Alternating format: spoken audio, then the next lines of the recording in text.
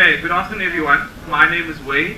I have a portfolio of critical engagement, and this is Vessel, who is a committee member for the TDI portfolio, and we will be your facilitators today. On the panel we have Rachel Bolton, Matthew Smorrenberg, and Neil de Kock. All of them have various levels and degrees of experience in the debating field, some both in Afrikaans and English, representing the university, and actually winning in various categories as Afrikaans and English being their first language. The hashtag for today is hashtag trans for Marties, so it's not FOR, it's the number 4, so that's the hashtag for today, it's trans for Marties. Just a few announcements. We'll run a bonfire competition post this discussion. The first prize will be 1,000 rand sponsored by the Portfolio for Critical Engagement. The second prize would be an Artica Fear sponsored prize for the best blog in Afrikaans, and you'll get a 750 rand cash prize. I also want to remind you about the SRC elections currently underway. Tomorrow is the last day for voting. We have a caucus taking place at Irene Damas Kosses later today at 7 p.m. So please invite your friends and be sure to attend. There will also be a student referendum that has been drawn up. So please speak to Cassandra. She's sitting at the back, and you can maybe just wave there she's sitting. So speak to about the student referendum, about why we're having this discussion, and if you are in favor of such a referendum. And there's also boards outside where we are encouraging you to express your sentiments regarding name changes, etc. So without further ado, I just want to sort of give you context about the event today. The event was conceptualized with the idea that we create an open platform for students to discuss freely and fairly, and just to share their own sort of understanding regarding institutional symbolism, but moreover that of name changes. The aim of today is not to discuss what buildings' names should become, but moreover the sort of negotiation around when we think about name changes, how do we go about it, how should students be engaged in the process, what does that mean for an institution like Stellenbosch, etc. So I'm going to hand over to the panel now, and I'm going to start off with an interesting question, and the question is, what is in a name? If you sort of think about naming things after buildings or statues or anything after an individual, it's normally something to sort of commemorate or acknowledge and celebrate someone's life. So what is really in a name when you look at things like Nelson Mandela or the DF Malan, etc.? Any one of you can go first.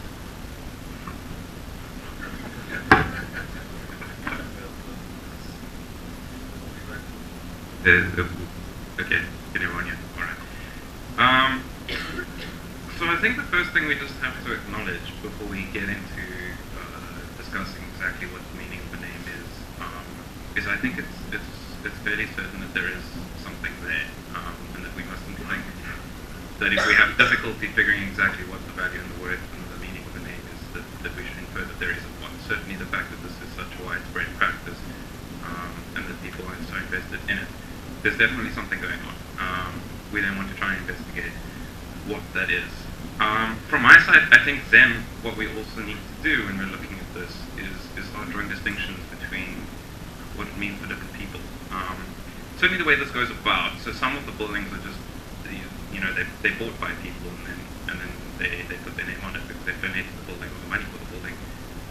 In other instances, it's the building is named after someone to honor them for the contributions they have made, or the value that they have given, or seem to have given at that particular point. But we must draw a distinction between the value and the purpose and the meaning when the building was named, and the value and the purpose and the meaning that we ascribe to it now. I think that's largely what I want to bring from my side.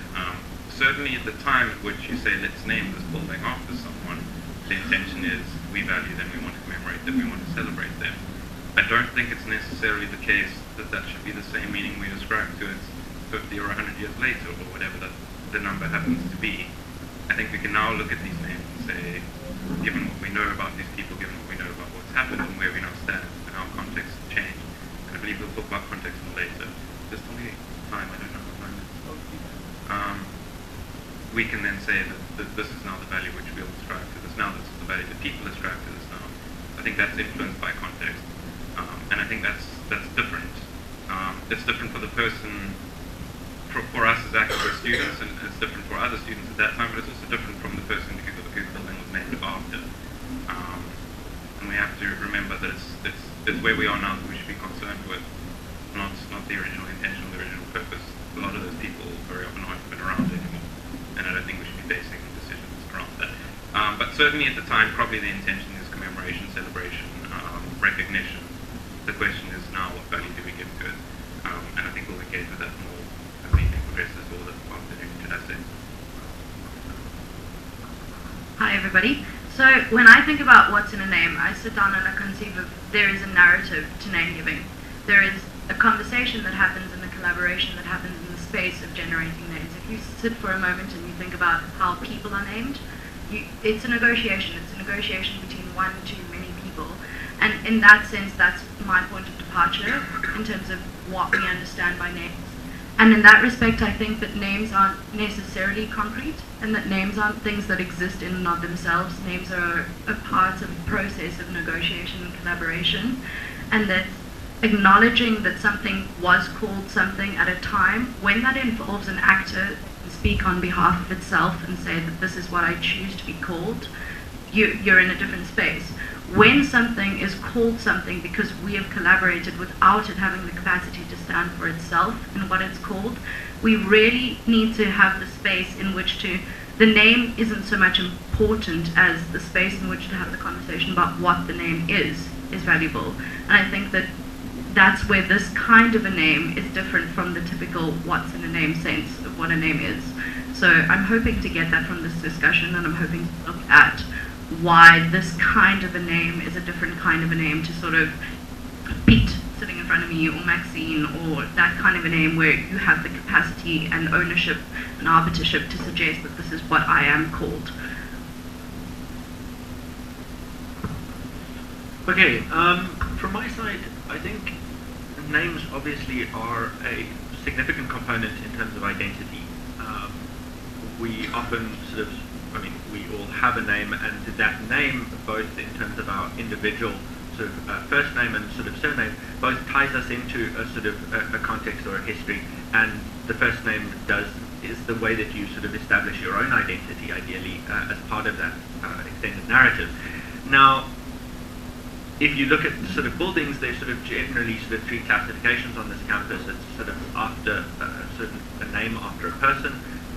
There's the names after sort of geographical sort of aspects, either mountains or rivers or sort of fauna generally, or flora. And the other one is sort of these aspirational names, so the idea that it should embody sort of a spirit or sort of something that we should, as a collective, aspire to. And the identity and the sort of engraving of that name, whether it be a geographical place or a person or an aspiration onto the building, is a way for the group who were naming it at that time, who probably built the building as well, to sort of cement that as, to an extent, their legacy. It's their mark that they've made, and it seems quite an intrinsic human urge to want to do that, for others to know that you have been somewhere, and that even when you've sort of gone in years to come. And the problem when you use human names is that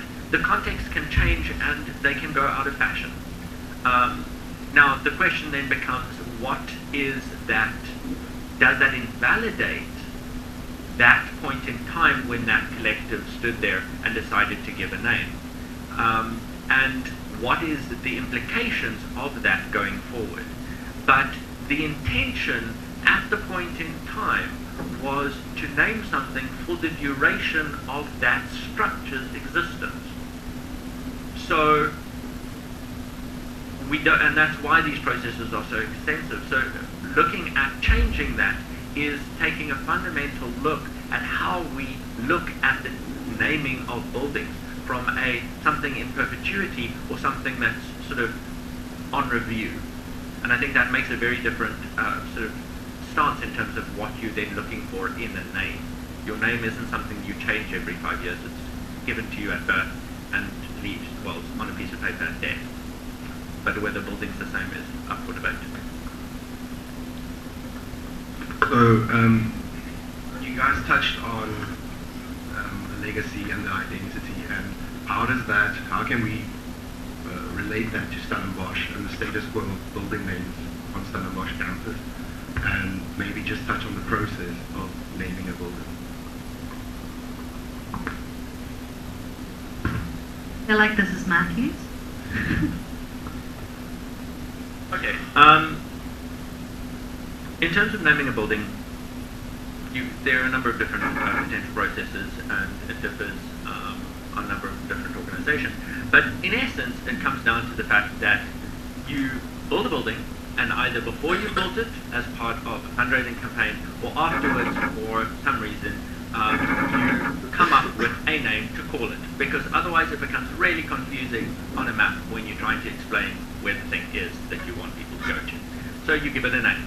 Now, that naming process can be as simple as calling it something like Administration A, or you can try and have that serve another purpose. So the easiest one is you sell it. An example of that would be the De Beers building. Chances are they spend quite a lot of money to get their name on the front of that building. And it's a branding exercise. The Old Mutual Squash Course is another example. Or you go through the other route and you say, look, we would like to align ourselves at this point in time with this individual, or at least honor their contribution. And we give it a name. So whether it's the CGV Schumann, or it's the GG Celia, or the DF Milan, at some point, some group of people, when they had to come up with and write a name down on a piece of paper, they had to decide on what is the best course of action. Now, in most cases, that will come or be aligned, and sort of permission will be asked, because you don't generally sort of just stick someone's name up on a thing, a sort of building, without sort of asking them for permission. You definitely aren't allowed to do it with somebody like Nelson Mandela. So the question then becomes sort of what was the negotiation that the university took, whether it's De Beers building or whether it's naming after family, and what was the commitment that the institution at that time took towards that group of people, and said yes or no, we are or aren't going to sort of commit to this. And I think that's really also sort of something that needs to be considered. If you suddenly go, look, it's out of favor, this name, we don't like it anymore, we're going to change it. We've suddenly said that something that was a discussion where we said we are naming this building after you, or whether it's you a person or you a company, is now something that is, as long as it's fashionable, as a sort of little bit of sort of fine print at the bottom. How much sponsorship are we necessarily going to get for a building if they know that we're going to resell those rights in 3 years' time to the next highest bidder? So that's something that needs to be considered as a university collective, of what is the implications for us as a community if we suddenly start sort of making this a non-fixed entity, where there's almost a possibility for divorce as a sort of perpetual thing that's hanging there. So I think from my side, listening to what Matthew says and listening to the phrasing of the question, it becomes sort of, it's a space in which we're not just naming a building. In this kind of conversation, we're talking about renaming a building. It's an activity that has already taken place, and it's an activity that sort of we casually do on many other occasions. So, you know, I mean, how many people go to Book, and how many people go to Brazens, which isn't even the Brazen Head anymore. Those kind of sort of spaces in which we negotiate, where we actively, by our way in which we apprehend things, rename things sort of on a whim, and adopt them as being the way in which we apprehend the space. So why is it relevant for this discussion to rename the building? To actually get to the point of, we've decided for this institution, if we get there, that this is something we ought to do. Why is it about renaming it on the facade, or deciding that on paper, when you search this building on a map, another name should come up? Why is it not about negotiating and finding a new way to apprehend the space as the way in which we negotiate it without having to physically rename the building. And I'm hoping that that will come up in the discussion later, this idea. Apologies about that. Don't know what happened at all. But there is a capacity to renegotiate the way in which the thing exists without having to physically rename a thing. And then, so why do we get to that point? Why do we say that this is a significant case in which to actually sit down and have the conversation about making an official institutional decision instead of cultivating a culture around something that might be valuable in its existence as it stands in terms of a new narrative? And like I find that to be something that is often under-investigated because we think that this is a valuable decision to make.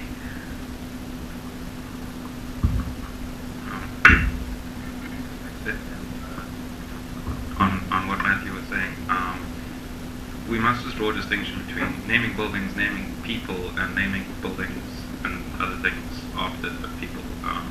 You'll find a lot of businesses, such as JP Morgan, for example, that don't change their name very often at all because they're named after people. And I think the intention there when you're naming a building after a person and not calling it admin A, certainly for the person involved, because they want that legacy to go on for certainly the duration of their lifetime, and in the majority of cases probably they want that to go on after their lifetime as well. And that you're changing that institution as well when you change names, which is different to changing the name of an organization, for example, that isn't named after a person.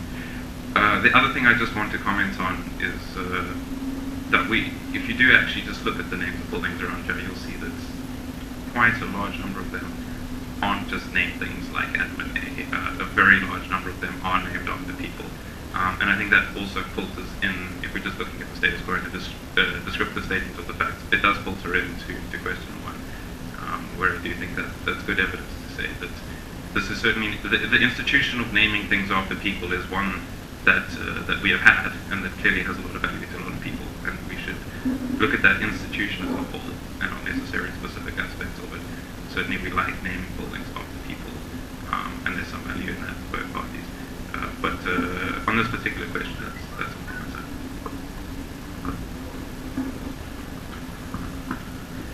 I sort of find it interesting that you guys talk about, Rachel, you brought up the fact that it's not necessarily change the physical name of the building itself, it's sort of negotiating around that space. About a year ago, a student posted an open letter on Bonfire blog to say that she does not want to receive a sort of degree at the DF Milan. So when we look at sort of those emotions of students that come from a sort of, with Stellenbosch changing the demographic largely over the last 20 years, there's a clear sort of uncomfortability with people not wanting to receive their degree at the DF Malan-sentrum.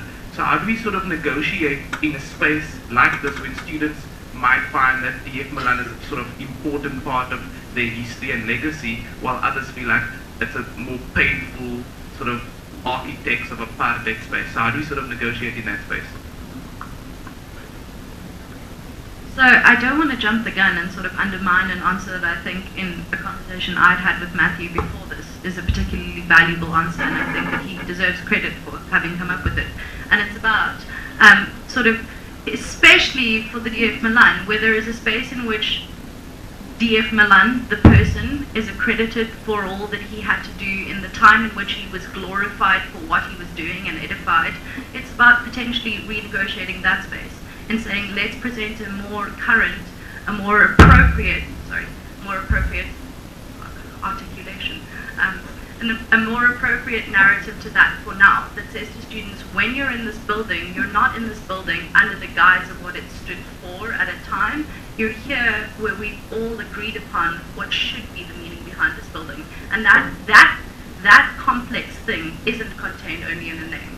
That complex thing is contained in the way in which we sort of expose and impose meaning on all the things surrounding the name, all of the things that are contained within the building. And I think that that is particularly sort of a pertinent and valuable contribution to understand why it's not just about name change and how we negotiate that. Where for the girl, we decided that like receiving a degree in the DF Malan-sentrum, because in her mind what the DF Malan-sentrum stood for was something that she couldn't sort of, there wasn't that sort of acquiescing to that identity. If you redefine what the identity of the DF Malan-sentrum is, you have the capacity to still receive a degree there without the problem being the name of the centre. I like to think that it affects D.F. Malan more than it does her, but I mean, that's just me.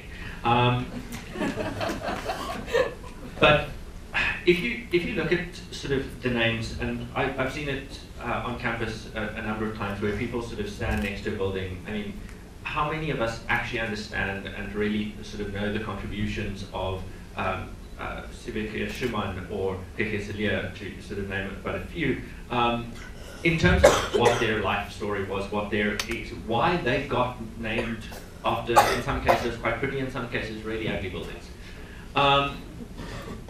Why are they there? And I think it's because nobody really actually minds until it's something as emotional as apartheid, and rightfully so. I think the majority of names are a bit like tombstones. Unless you have a direct connection with that person that's pre-existing, the chances that you will have any real connection to the name on that tombstone, you know, walking through a graveyard is minimal.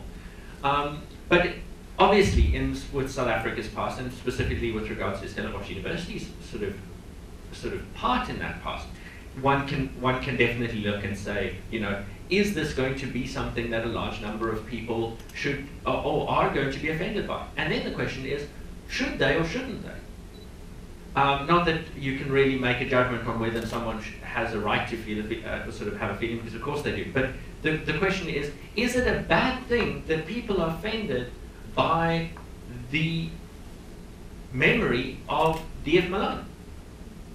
Or is that maybe actually potentially quite of a good thing? I'm not answering that, I'm just putting it out there. Because in the essence, that is still a very real part of the history of this country. Changing the name on the building doesn't make all of that go away. In actual fact, it's a reminder of what has happened. So there's that. But then the other argument in opposition to that is we are still edifying and memorializing somebody who committed and or fostered a large amount of hate and intolerance. And is that something that we want to continue to memorialize and edify? And then all of the other stuff comes in. And I'm going to get it over. Yeah, so some of the sentiments, but I think from a slightly different perspective. Look, certainly I feel uncomfortable in a lot of these buildings. In some instances even offended. I think it would be silly to say that there's no one who's uncomfortable with some of these buildings or offended by some of them. That we can agree is the case, right? It does come down to a discussion of what does that offense mean, what does that discomfort mean, and what is the context within we're looking at it, right? And I think it's very much linked to the context of the university at large, and it's very much linked to the broader question of transformation, right? You look at Constitutional Hill, for example, the Constitutional Court is built out of the bricks of the apartheid prison, and that's seen as a good thing because it's like, well, look at these, you know, relics of the past which have now been used to construct the absolute epitome of equality and moving forward in our new country. I'm not at all suggesting that that's what we've got, but you know, the point is we look at the names now and what they mean in this context, and we look at the offense and what we can do with that. It's an underpinning of freedom of speech that we have the right not only to say things but to be offended by things that other people say, so that we can look at our reactions to them, that we can think about what those things mean to us and what we need to do with them, what they mean in our lives, and what discourse should follow from that. And I certainly think yes, so people are offended, I'm offended, I feel uncomfortable.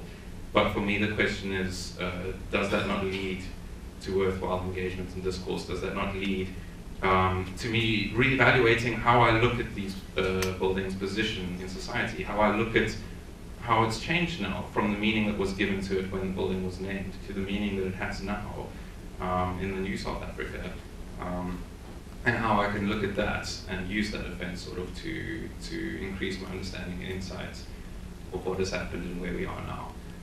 I definitely think there can be value in that. So let's not draw conclusions immediately from the fact that people are uncomfortable, that necessitates that we should do something. Part of having a society where there is discourse, where there's discussion, and when there's meaningful insight into what things mean in the country is that there has to be offense and there has to be discomfort. It's necessarily part of the deal. The question is, when is that unfair offence, and when is that offence that is productive and worthwhile? Yeah. Yeah, it'll be quick. So I think that Neil sort of illuminates quite a valuable part of this discussion that we haven't quite got to yet, and that's sort of the reality of what having the name DF Malan or any apartheid artifact on this campus means in terms of transformation. And what I genuinely feel is that, like, yes, I agree that there is a value to having things that offend because it creates a point of departure. This conversation wouldn't exist without it. But at the same time, the general student body doesn't have this conversation. The general student body trivializes that offense. The fact that Jace Murray was dressed in pink today because it was Erika Week says that, like, the majority of students don't understand that this narrative is ongoing, that there is something that we should be talking about other than merely the trivialization of apartheid figures. And then, like, is it really fair to...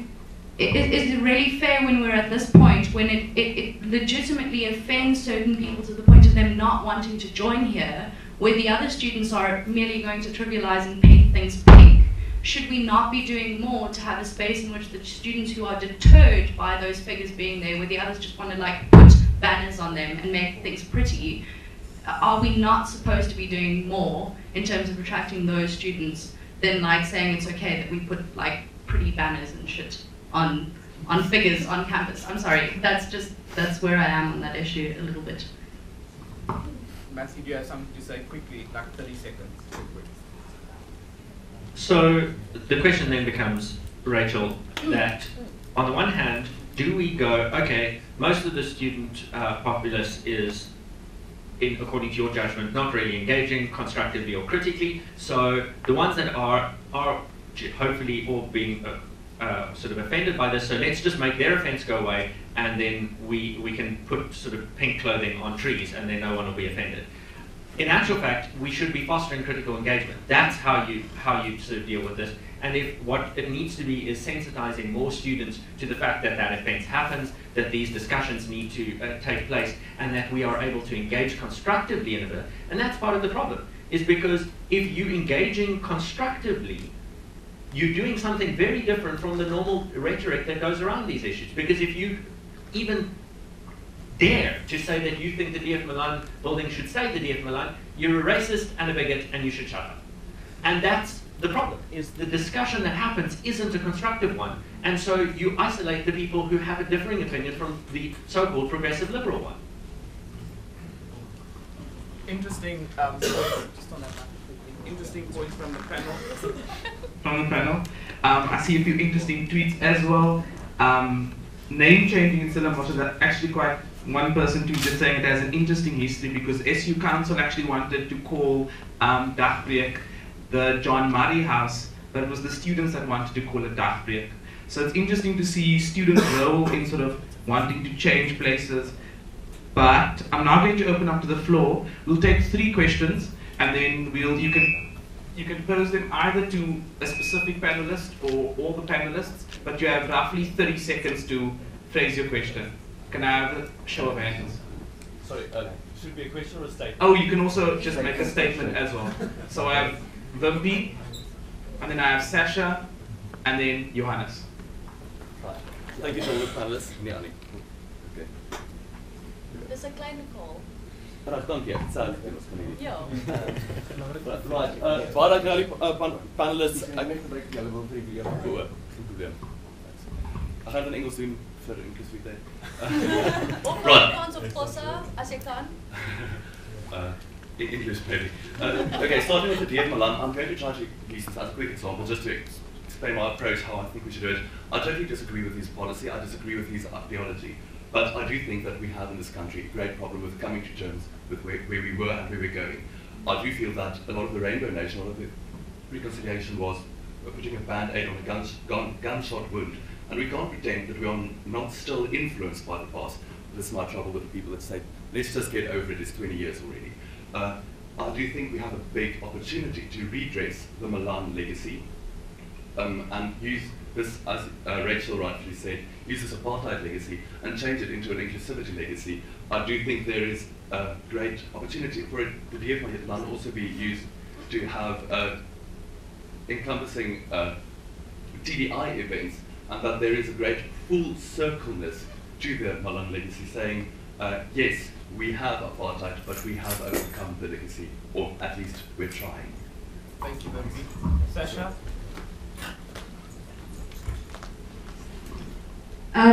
Ooh, that's very loud.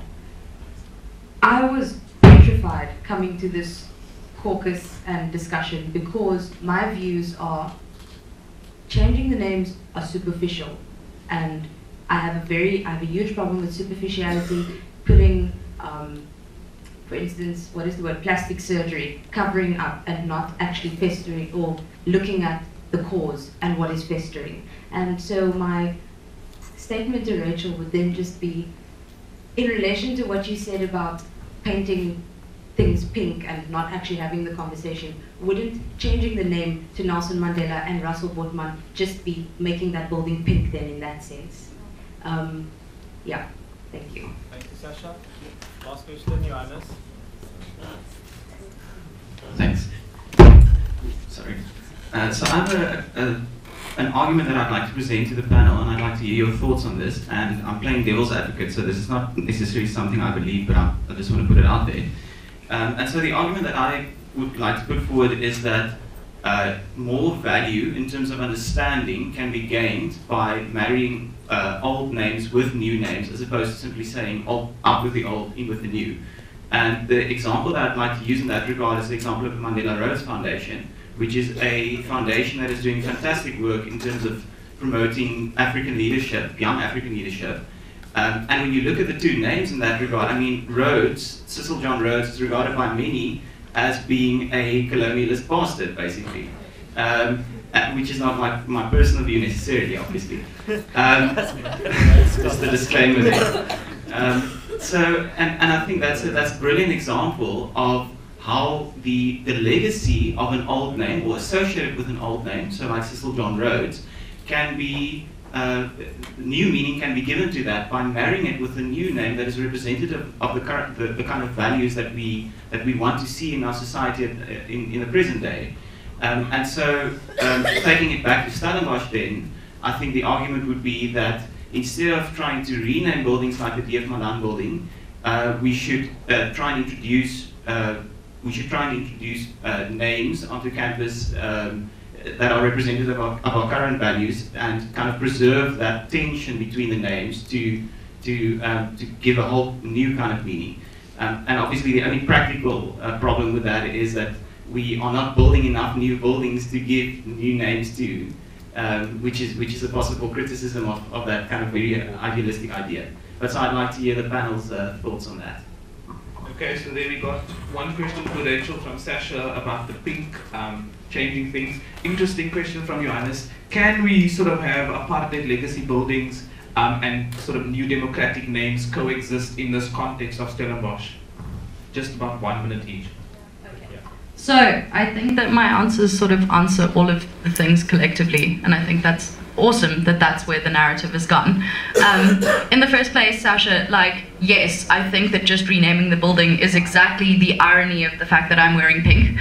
That it's just putting pink on shit, and that's horrible, and that's not what it should be. And I think that that's why it's unbelievably valuable what Johannes brought up is. But what I think is critical to what you brought up is this idea that attention needs to exist. Because I have a sincere problem with the idea that we edify characters from history, especially characters that, like, we, you know, if we look back and we can say this is not a character worth glorifying, then we should find a way in which to reframe that space. And I think tension in terms of that sort of collaborative naming is vitally important. It says that we have not just pasted two names that are supposedly juxtaposed on a building. We put a name there deliberately in juxtaposition so that you are confronted with that tension every time you read the building's name.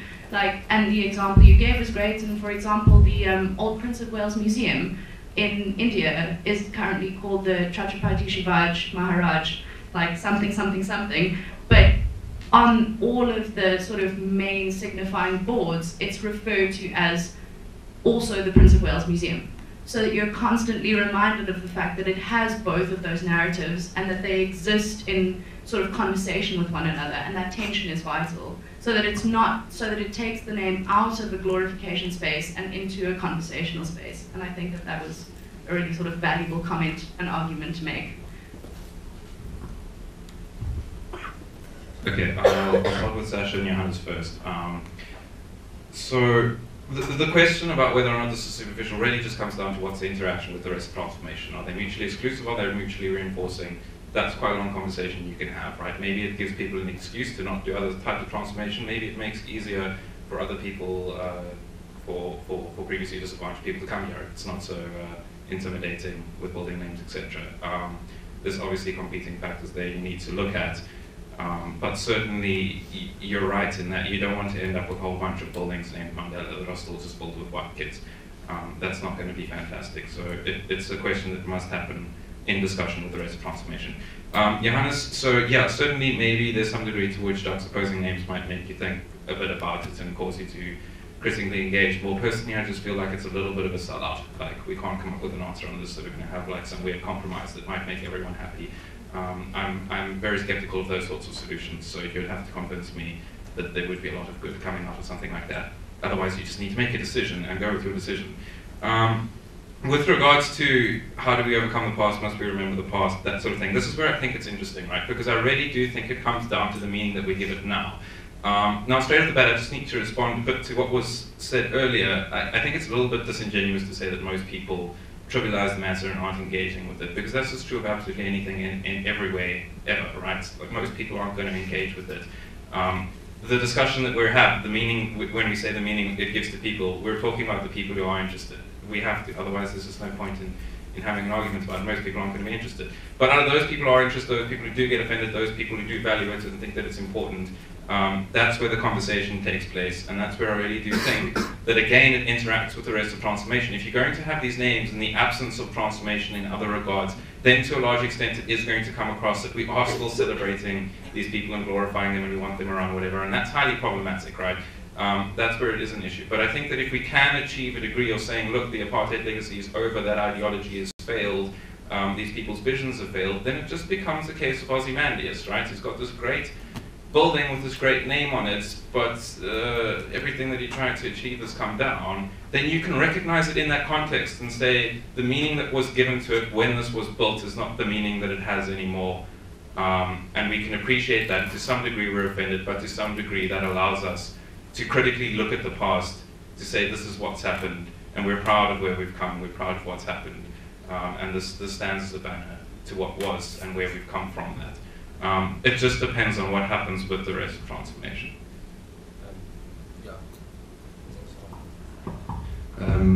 Yeah, transformation is a really big part of Stellenbosch, as we all know. And Neil, thank you for bringing that up, and I think that's worth discussing and actually hearing from Matthew and Rachel as well. What are your opinions and thoughts on that? Well, I'm going to springboard from Neil and also look at the sort of question of sort of transformation and inclusivity, sort of, I suppose, brought up over, where, and it touches on Sasha's point as well, is redressing. So,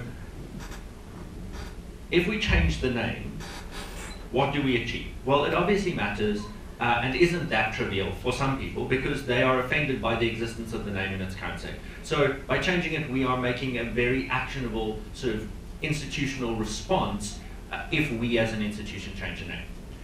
But, so it's not superficial for them. But what it does in the other side is it's most likely going to offend a whole bunch of other people who have been associated with this institution, who have ties with the institution. And you are now writing them and their story out of the books because it's no longer appropriate, the sort of the ideology has failed, or whatever sort of angle for whatever name change you're talking about is no longer relevant. So you say, okay, well, move aside. We've got a new ideology, and you're out.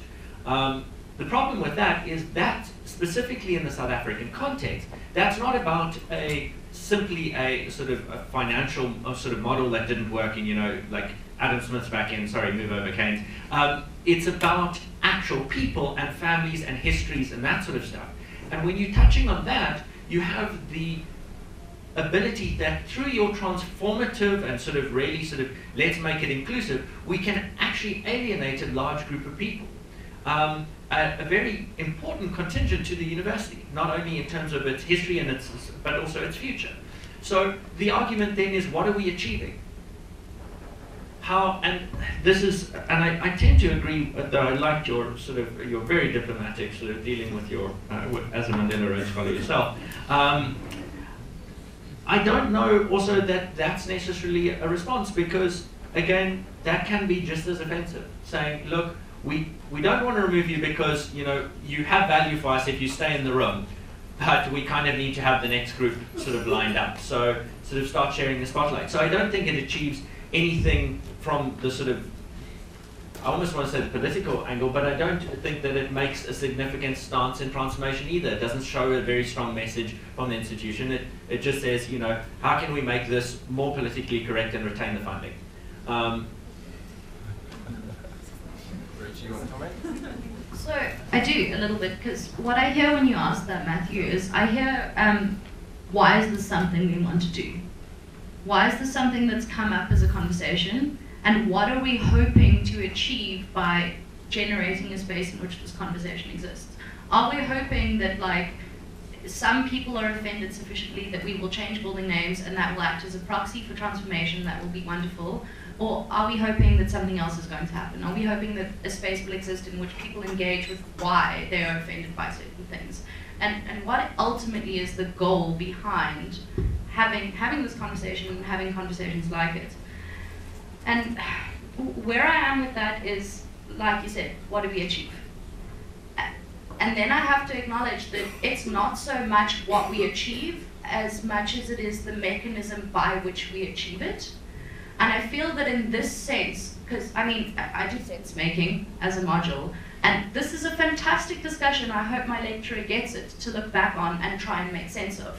Because it's absolutely an activity in sense making. It's a retrospective that says, where do I fit into a narrative that has existed, and what do I attempt to impose on that narrative for my own understanding of where I am now.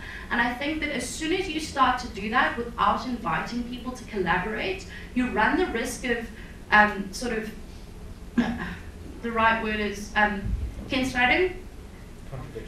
Contradiction and resistance. Sorry, I'm not actually Afrikaans, so that felt like the right word metaphorically. But you run the risk of resistance because you're imposing a narrative on people that they aren't necessarily engaging with.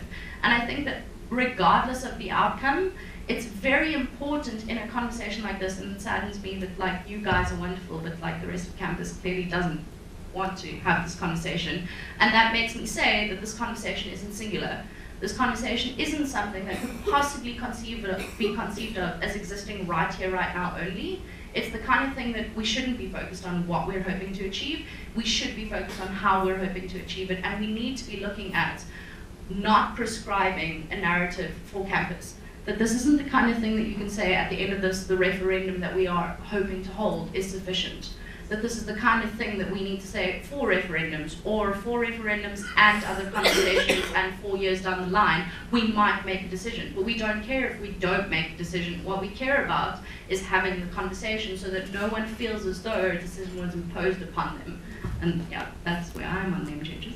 PLC, you want to comment? Okay, so there are a few issues. I get really uncomfortable when we start having discussions and saying, you know, I feel really sorry for people who aren't here because, you know, they obviously aren't nearly as enlightened as we are to be engaged. No, you didn't extend it that far. The fact is, they're not here because they're not interested, and we can't force them to be. And they don't have to be if they don't want to be. That's the wonderful thing about sort of freedom of expression and opinion and all of those sort of freedoms, is that you get to decide whether you want to watch Desperate Housewives or whatever shows on now, or come to this debate. And granted, intellectual spaces like universities should hopefully have a slightly higher proportion. And, you know, if you did this in my hometown, no one would show up. So, you know, we're winning in that regard. But I'm also very worried when we look at offence as the motivation for necessarily just changing and avoiding the conversation and relabeling things.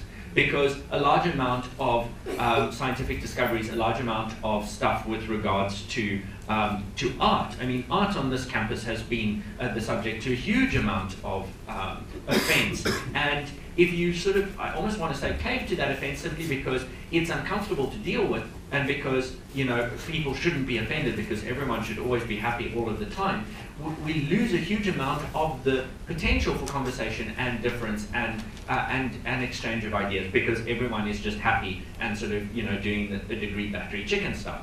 So, you know, in that regard, it is very, very problematic. But I don't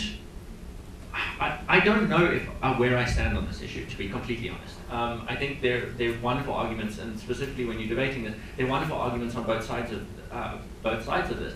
But what I keep sort of coming back to is what makes the people on this campus right now, specifically considering that this group that is on campus now is not going to be here in 5 years, unless you're like me and you stay forever. But the idea is that what makes this decision of this group worth more than the people who decided when that name was put there. They put up the building, they erected it, it was their building. If you want another name, why don't you build your own building? I'm not saying that that's the answer. I'm just saying that's a question that you need to ask yourself. What gives this current cohort of this community the right to undo what other people did and to dismantle what they put up as their legacy? Interesting comments from the panel. I'm going to give the floor another chance to engage with the panel. Of course, you're more than welcome to also just give a statement. I see Tosca's hand, I see Kyle. Anyone else want to? And then I see the gentleman at the back with the shirt. Yeah, the one with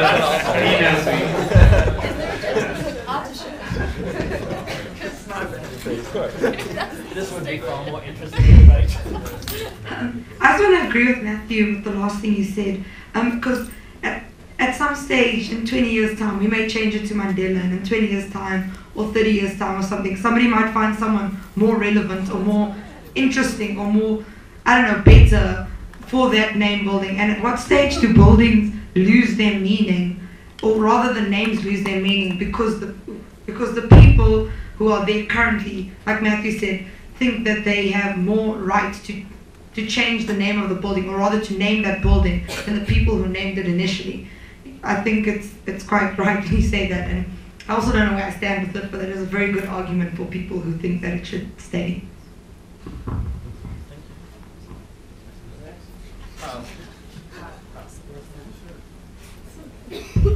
Hi guys, I'm not actually asking a question, just more addressing this whole issue as a whole. I think that this is unfortunately a missed opportunity because we are engaging with an issue now that is very emotive, it's a multicultural issue and dilemma that addresses a lot of people from a lot of different places. And we claim to be a transformative university in SRC, but yet we sit here, and with all due respect to the speakers, because I think you guys have been trying as hard as you can to address every different aspect of this, but it is impossible to have 3 white liberals, if I can claim that without offending, but addressing an issue that has so many other different sides. And to address the issue that has so much emotion in it, maybe we should think about bringing in some African people to show you how emotional they are, but yet also discuss it and critically engage with it. Bring in an Afrikaner or a traditional conservative and say, no, but we need to, you know. Thank you, Carl.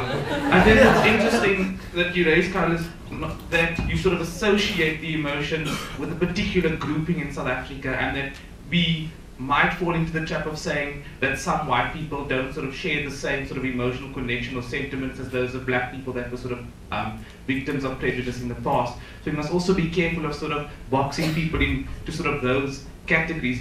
But I see an interesting end. Do you want to answer it? Okay, cool. 10 seconds. Just in response, Carl, to what you raised there is, with all due respect to everyone in the room, and in fact, with all due respect, we are not experts. We are 3 debaters sitting here, and the reason we're on the panel is because we're 3 debaters, because we've been tasked to analyze the topic from as many perspectives as we can. We're not pledging to be the experts on the topic. We're not pledging to be the authority on the matter. So it's not our responsibility to present that. We're here to expose as much of a conversation as is possible, and that's valuable in its own right. So, like, if you're not hearing the voice that you want to hear, it's not our fault. Invite them next time.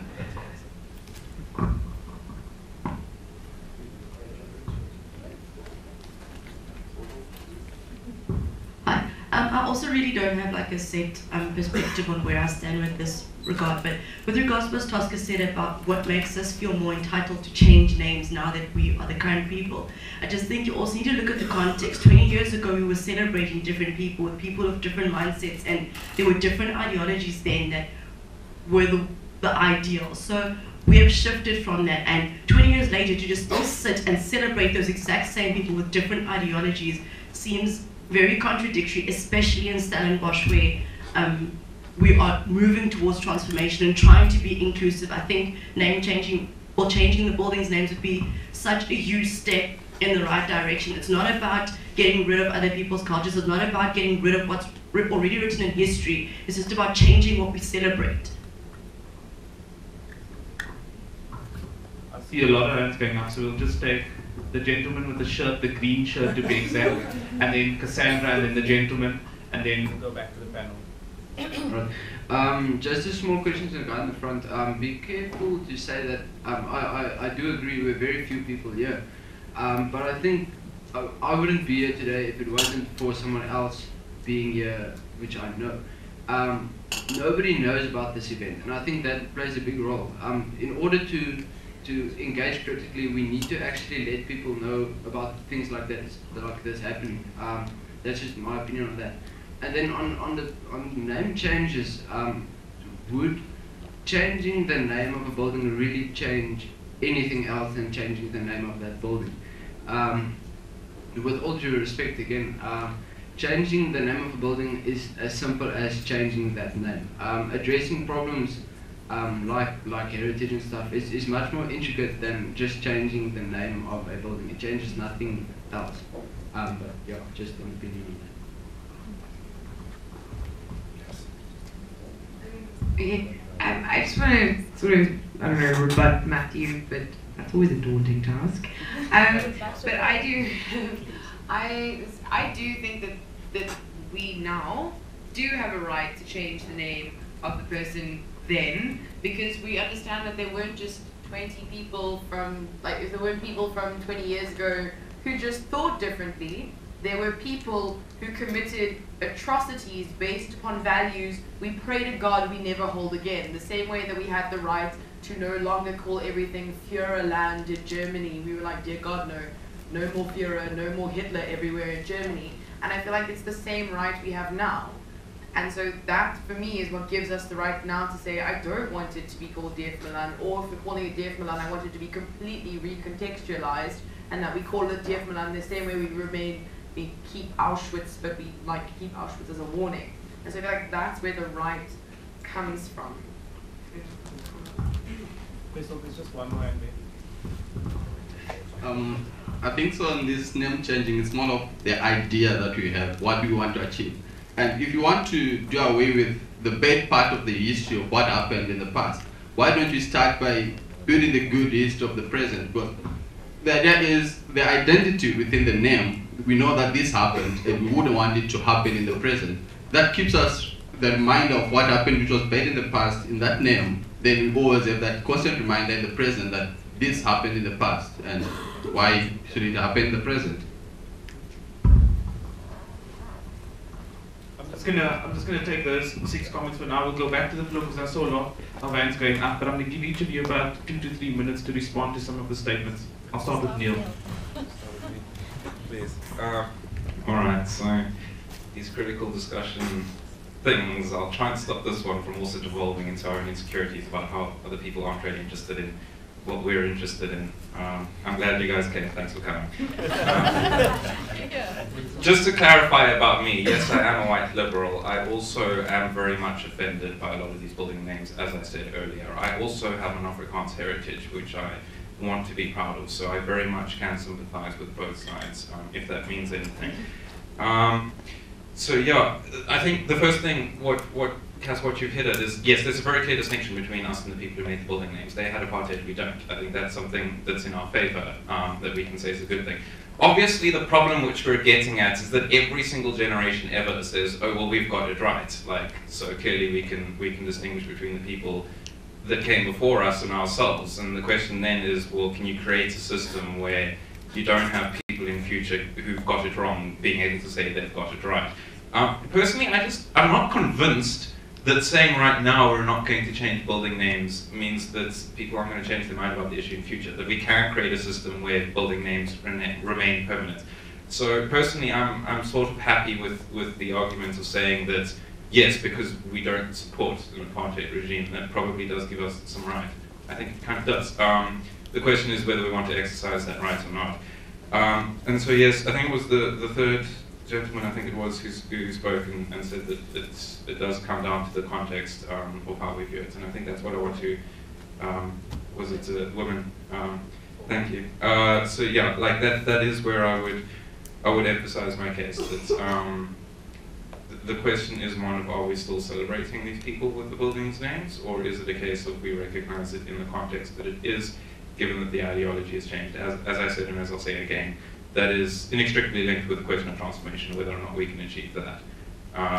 If we've got that going for us, then the building names can remain, and it'll be fine. People will get offended, but you use that offense in a positive light, right? I have the right to be offended. I don't appreciate the fact that, you know, someone might say, I need to be protected from offense, this is too much for me to handle. I'm a grown man, and you know, I don't think the man part is relevant, there's a grown woman as well, but I can deal with it, right? And I do think that it's not fair for someone to say that necessarily because I'm offended, we need to stop it. It just depends on how we view that offense and what it's used for, and as I say again, that's all context dependent.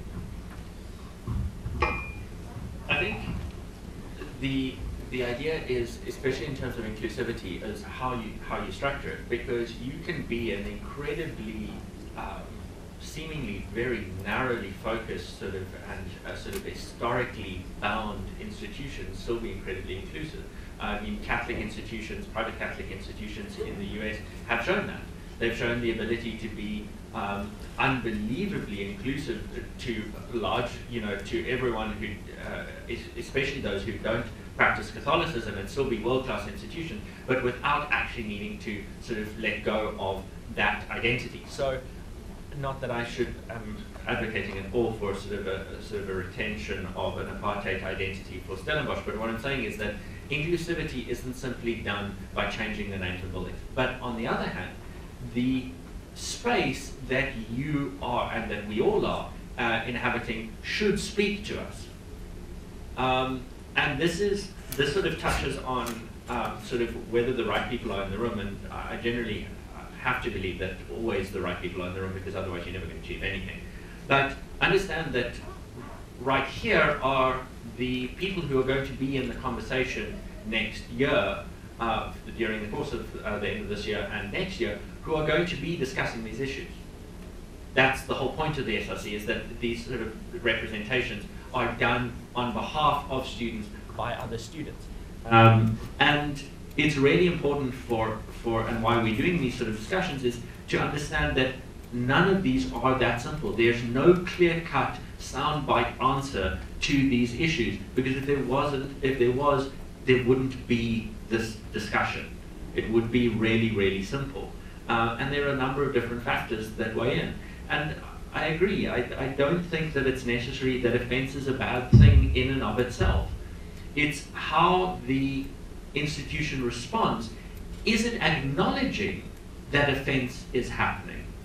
Is it acknowledging and counteracting that offense by offering and showing that it isn't aligned with that? Because in that case, it's a wonderful sort of memento of, in the same way that Auschwitz is in Germany and saying, you know, this happened, but this is completely separate to what Germany is now.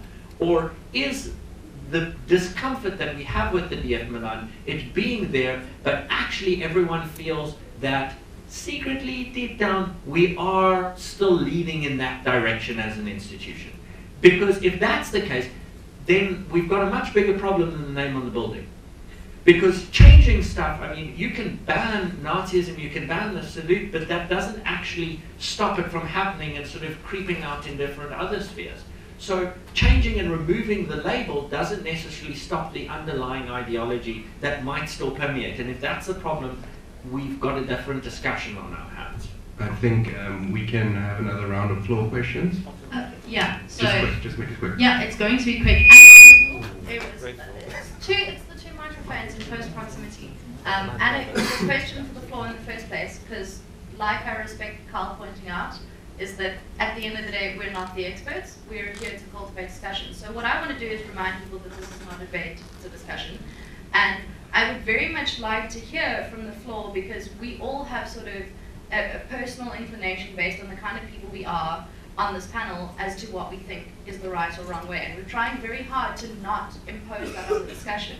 But we're not hearing in response from the audience, or at least I don't feel like I'm hearing in response from the audience, because I'm personally sort of pro name changes, because I don't feel that there's sort of an ultimate sanctity in the name of a building.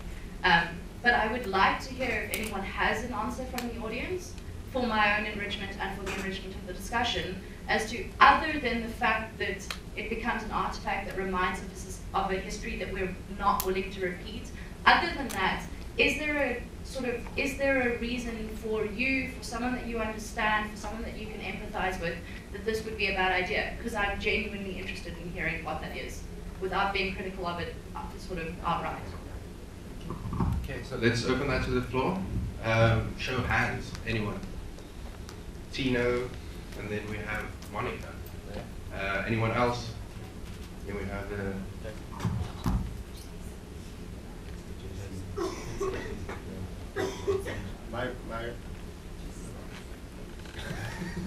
My response is not directly to your answer, but it's in line with that.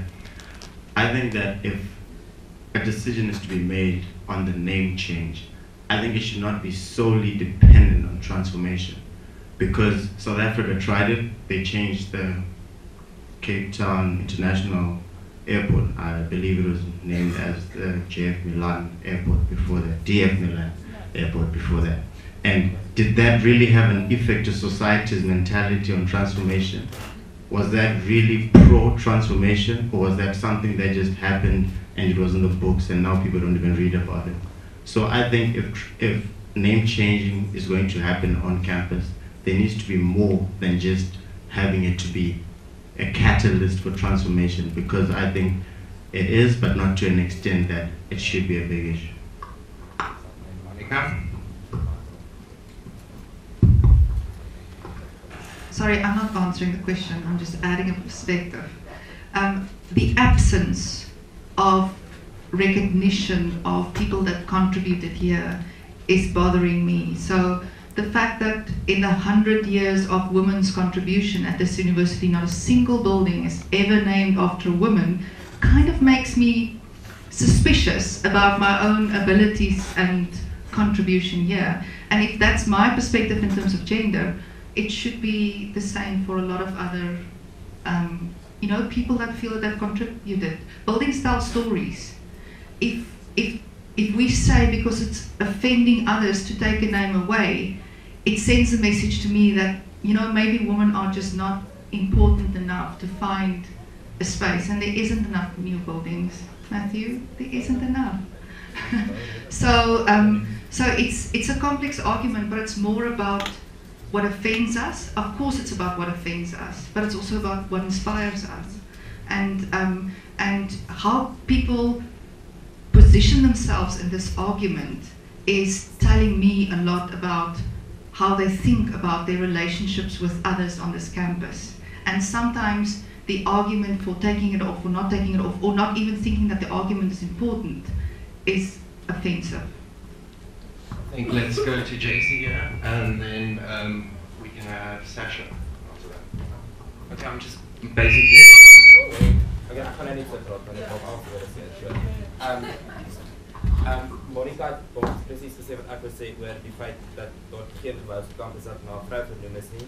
En dan net nog 'n punt, ons is 20 jaar na demokrasie en die enigste persoon by die universiteit wat al vereer is spreek van selfslawwer. in daai 20 jaar. So kom met ons nog nie iemand na daai 20 jaar probeer nie. Sasha?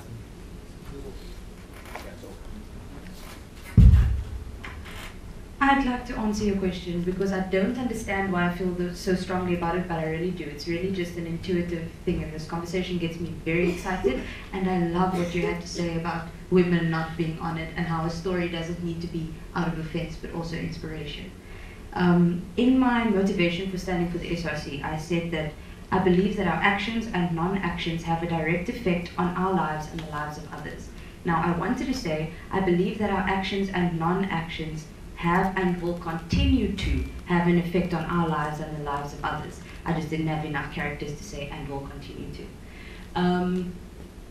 Now, because my intuitive stance is let's not change it because it's superficial, let's change the context of it, that leads me to looking at that's a non-action. Or we can see it as a non-action and an action. So this is something that I'm grappling with myself. But just to answer your question, okay, let me gather my thoughts. I'm very overwhelmed because I love this conversation. There's value in the story that we have, and I love that the third panelist, sorry, what's your name? Neil. Neil. I love that you related it to Ozymandias. It was a failed system, it was a failed structure. So let's celebrate in that. And then Matthew, you said it's more offensive to D.F. Malan that the black girl is getting her degree there than it should be to her getting the degree in his building. You said that? I think yes. It was a joke, I know, but it was incredible. And it points to the fact that that is the truth. So as a diverse student, so to speak, as a first generation recruitment bursary student, I can say that I would take so much joy, or I have taken so much joy getting my degree in that building because we are not where we were. And I like that that is the name of the building. And I like the fact that I can study here because it's the name of the building, because it tells a story, not only of apartheid, but how far we've come since then. And because, sorry, I know I'm taking long, 2 seconds. This is, no, don't count, that's pressure. Stellenbosch has a story to tell. It has a history. We cannot just plaster that. And this is, I'm making a firm stance, I always say things we cannot. But this is my stance, and I'm very open to this discussion. And yes, just wanted to answer your question. Thank you. Thank you. Sandra. And then right at the back, wait.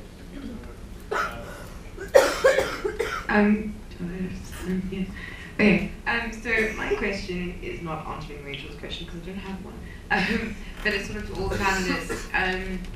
If I just wrote a very incredibly convincing letter to the acting rector and the council, and they were just so taken by my convincingness that they changed all the offensive names that I listed, what are the implications of that? Like, what is so wrong with that I just one day convinced, and then like tomorrow D.F. Malan is now called Steve Biko Hall because I'm so brilliantly convincing? What is wrong with that? Like, what are the implications of that? Why can't that be the case? I promise this won't be long. I like what was said about women and no building having the name of a woman on it. But I think it's incredibly important to note that D.F. Malan, the building wasn't solely named D.F. Malan due to him in his place in the past. The majority of the money to build that building was sponsored by him. So if you consider that, say we change that name of that building to a woman, isn't it not, and forgive me for using this, but offensive, to take a guy's building which he in essence paid for and put a woman's name there simply for the name of a woman? If she had a thing with the building being made or something, then I believe it's something different. I think it would be interesting to hear what Monica has to say, seeing that this is really a conversation. You can have that one. He didn't pay for the building. The National Party paid 400,000 for the building, and the university 100,000. Sorry. Just give it to Matt. If I'm not mistaken, look, don't get me wrong. The lack of women. This is Monica. This is the problem. Is because I've obviously got quite, as you know, quite strong opinions on most of these issues, and I'm being told that I'm not allowed to actually have them. I sort of have to play devil's advocate with myself. But there is actually one building named after a woman. and it's Lydia Residence, after the first female professor at this university. And so, but arguably, and obviously, it's not enough. It's obviously not enough. But you can say that with regards to the current structure of this university and the representation of women, with the representation of sort of black and coloured and Indian people, of international lecturers and staffing, etc. So in all of those regards, I completely agree. But the question is whether or not changing the name on the DF Malan changes any of that. And it's why in sort of the preliminary discussions that we were having about this, the question came up of how does the institution really take a stance? How do they really reframe what, as an institution, its real stance is to something like the DF Malan? And that, I mean, one of the sort of the options that came up would take the gedenkkamer that's there, which, I mean, if there was ever something memorializing a guy who really, honestly, yeah, personal opinion, shouldn't be. What about redoing that? Give it an upgrade, a few LCD screens, a few real, tell the story how we see it now with the perspective of now, because that's what it's there. It's to tell a story. So tell the story. Tell the story that we've got now of that man, and make it very clear in the same way that things like Auschwitz and sort of other places of make sure that it's seen as the purpose is there for remembrance and not memorialization and edification. Because the problem is, at the moment, these buildings which do cause offense, I don't think it's really the actual name as much as it is the idea that the institution is still condoning that ideology. So how do we reframe that? I think, Rach, can you just answer on Cass's question? Cass's question? Oh, yeah, so that's what I've been writing for the last 5 minutes. So that's great. Sorry, I was really trying to work through the thoughts. So the reason I think that it's not sufficient for someone to write a persuasive letter and like, I have power, I'm exerting that, and I'm going to have a whole lot of building names changed, and like in 10 years' time when someone has the same kind of power, they're also going to do that in their own capacity, is that it's a change management issue. It's the kind of thing that if someone did that, this conversation would not only sort of be happening now here, you would have an entire sort of, you would have an institutional problem. You would have the question being begged of, why do I buy into an institution that allows a single person to write a persuasive letter and have power? And that's why we don't let the person who writes beautiful letters make all the decisions about why we do things. So that's where I was going in terms of my response to everything that's been said at this point, is that this isn't even an issue of democracy. This isn't an issue of, like, let's get a majority perception and let's go with that. It's an issue of coming to a point at which we can all buy into whatever decision is made.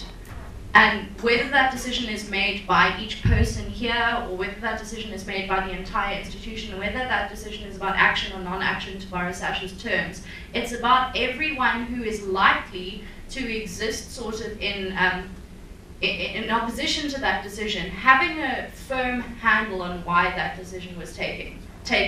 And that becomes very important with a conversation like this. Sorry. Neil, I see you have a comment as well. I just want to say two quick things. So the first one, just on the transformation matter. Look, there's two directions of causation, right? I think what you've picked up on is, does changing a building name lead to more transformation in other spheres? I would be unconvinced that that is the case, but I'm not exactly sure what the influence is. That comes down to politics. But I think, just be aware that the claim that I'm more interested in making, I think that has been repeated, is that the way we perceive the building names is influenced by how much other transformation is going on. So the other direction of causation. If we're not transforming properly and we're keeping the building names, that's problematic, because then they're seen as we still kind of holding on to that and in some sense glorifying it, and that's disgusting. But if we do have significant transformation and it's clear that we've moved away from the past, then I think there's an argument to retain the building names, because they no longer represent what they were made to represent, and we can see them in light of what they are. So that's the direction of transformation in other regards that I'm predominantly interested in. But obviously there was also the discussion about transformation, whether or not other transformations again then influenced by the changing of the building names. That's something which I don't think I can comment on because I just don't know enough, but maybe worth considering as well. Just give me another 30 seconds. I just want to clarify the second debate that now seems to have been started and the relationship with it to the first one, because initially we were discussing whether the people on the buildings deserve to be there. What we're now saying is there might be people who aren't on the buildings who did deserve to be there. It is a separate issue. I think in the case of when we're constructing a new building, then absolutely you're right, we should be naming it after a woman. I think there's absolutely no contestation there whatsoever. But when it comes to renaming a building that already has a name, I think it's very easy to claim that someone deserves to be there and therefore we should change it if we already don't think that the people on there do deserve to be there. I think it would be a different question if we genuinely did think that the people on those buildings deserve to be there and then we had to decide how to get different names on as well. And so one should be careful of confusing the two discussions. I personally am not sure on the second case whether you would want to remove someone who you think should actually be there just for the purposes, if we're not building enough new buildings. Obviously the solution is we should build new buildings. Okay, so this is something I've been retaining till this point because it changes the sort of angle that I've approached this with a lot. And that is the idea of sort of naming a dog and hanging it. The words that we use in terms of the names that we give to things and the attributes that we subconsciously subscribe to that and how it influences our actions are very, very real. In numbers of psychological tests, if you say this test is here to test athletic ability, people versus natural athletic ability versus just athletic ability, they perform differently on those tests. So the idea that names influence behavior, that they condition responses, etc., all exists. We know it does, research shows that it does. So there is a very real argument to be made that having a building named the DF Malan has the potential to condition response.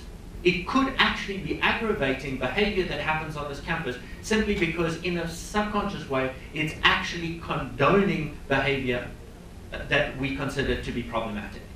So understand that that level also is at play. That there is the ability to condition simply because you place a name into something, that you actually authorize its behavior on a completely subconscious level, and we know this happens in a number of different spheres.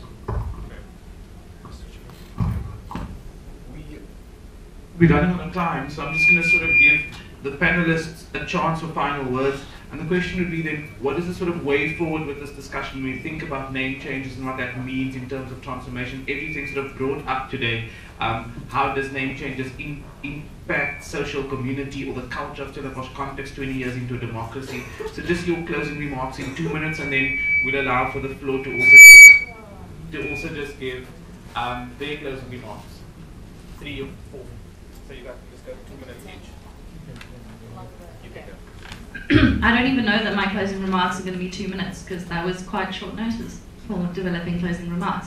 But I do have to say that what I've derived from this conversation in terms of value is that we have to be able to sort of espouse and expose whether transformation exists as a proxy for pursuing an agenda that is not in the spirit of that, and like Neil validly pointed out, is sort of what is the context of transformation at this point that we're using to validate an agenda that we're trying to pursue.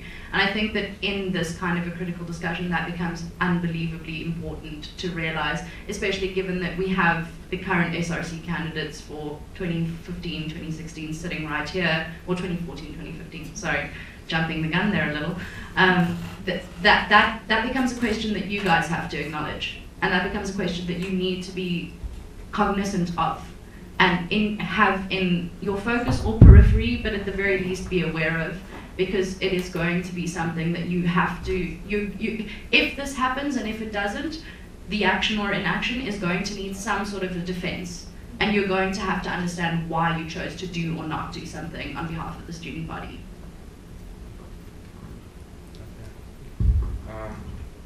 I'll maybe just backtrack then a little bit to the discussion Rachel was having earlier, which is that as much as the vast majority of people might not be interested, you should make sure that when going forward, no one feels like they're being pushed into a corner. The fact of the matter is there's a lot of people who do feel like their culture is under threat, And I think those people would be willing to make compromises, but not if we're doing it over their heads. So when we do go forward, we should make sure that the opportunity is at least there for everyone to be included. So decide what the buildings mean to you, decide what the emotions that you get from that you think implies, and then make your position and try and have a platform for everyone to have that position. Yeah, I think from my side, I think it remains an incredibly complex issue, because ideally you would be able to have everyone look at the building and understand the context with which it forms, and the transformative agenda would be much further than it already is, and we wouldn't in 2014 still be discussing whether or not women really are underrepresented, which remains a conversation that still happens. Not they are, how do we make this different or better, or etc. But then with a lot of these discussions, we've talked about offence, and we've talked about sort of what you should do and what you shouldn't do, and what are the different things that you consider. But I think one of the important things is every now and again you have an opportunity to go, specifically if you're in a position of leadership, to really take a sometimes very unpopular decision, which in hindsight will be seen as something that was absolutely the right thing to do.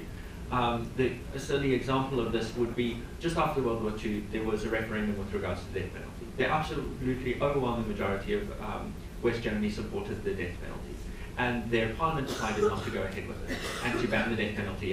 And something like 20, 30 years later, almost the exact opposite had happened when they ran a referendum again. So that's also the ability and the sort of task of leadership, is to look at that and say, look, within this context, with all of these problems within, we need to make a decision. And what is the thing that we're aspiring to do? What is this thing that we're aspiring as a group to be? And what is the decision that we need to take in order to realize that in the future? And if you take that look, then a lot of these little arguments are no longer as valid as we presented them to be.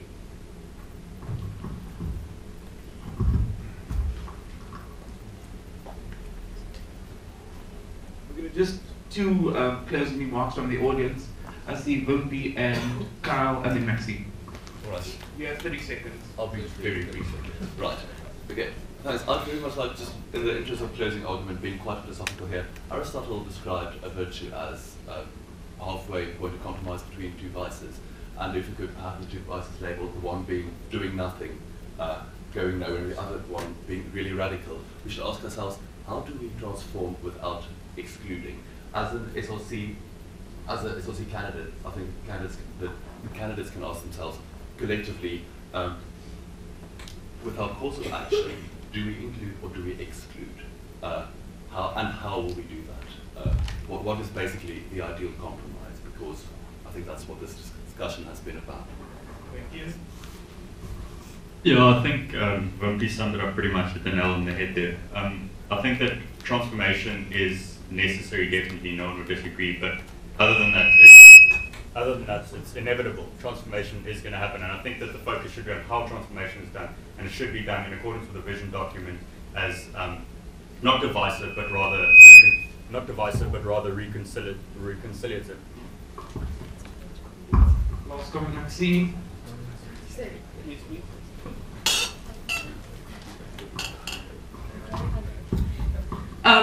Wow. Okay. Sorry, I'm a bit sick. What I just like to add is that the reality of the Stellenbosch context is that these buildings are named after people who were the architects of apartheid, and there are one or two options. It's either we are constantly reminded of what shouldn't be, what should not be happening, and the other thing is also we are reminded that that did happen. So in the sensitivity of the Stellenbosch context, I think it's very difficult because the struggle continues. Where do you find the compromise? Struggle is real. The struggle is real. I am the struggle. Okay guys, so thank you so much for coming. Just a couple of announcements. Like Wade said, before this started, we have the Bonfire blog competition. Please do get involved with that. The main prize is sponsored from the SRC. It's R1,000 cash prize for a blog, best blog in any language. And then the Articafe is sponsoring the best Afrikaans blog, and that is a 750 cash prize.